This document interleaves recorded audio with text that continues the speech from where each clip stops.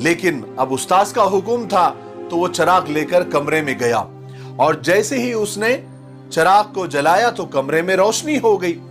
जब रोशनी हुई तो रोशनी में उसने देखा कि जिस सांप से वो डर रहा था वो कोई सांप नहीं है बल्कि एक रस्सी पड़ी हुई है। और जैसी वो कमरे में रोशनी हो गई और उसने देखा कि वो सांप नहीं बल्कि रस्सी है, उसका डर दूर हो गया। आराम से उसने चादर लिया और अपने उस्ताद को दे दिया। किस्सा खत्म हो गया, लेकिन इस छोटे से किस्से से एक बहुत बड़ा पैगाम निकल कर आता है, एक बहुत बड़ा सबक निकल कर आता है। वो ये है कि आज सारी दुनिया में जो बदले हुए मौजूदा हालात के हिसाब से जो खौफ हमारे अंदर पैदा हो रहा है या पैदा किया जा रहा है या डराया जा रहा है, वो किसी जंतर मंतर से नहीं जाने वाला या बेवक्त बेमौका या बेमहल अपनी ताकत और कुव्वत के इस्तेमाल से भी दूर नहीं होने वाला।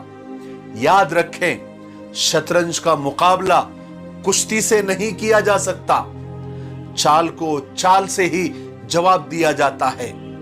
जहालत के अंधेरे में इंसान या तो रस्सी को सांप समझकर डर जाता है या सांप को रस्सी समझकर उस पर पैर रख देता है, और ये दोनों खतरनाक है।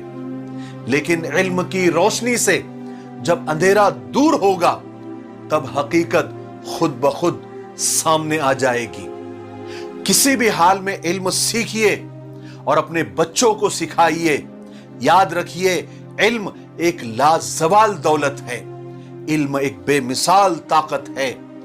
इल्म ही से आदमी खुदा को पहचानता है, इल्म ही से बुरा या भले को जानता है, इल्म ही सब हुनर सिखाता है, इल्म ही आदमी को आदमी बनाता है, इल्म ही से आदमी की इज्जत है, इल्म ही से आदमी में हिम्मत है। इल्म ने ही अकल को जिला दी, इल्म ही ने हमें दुनिया दिखा दी।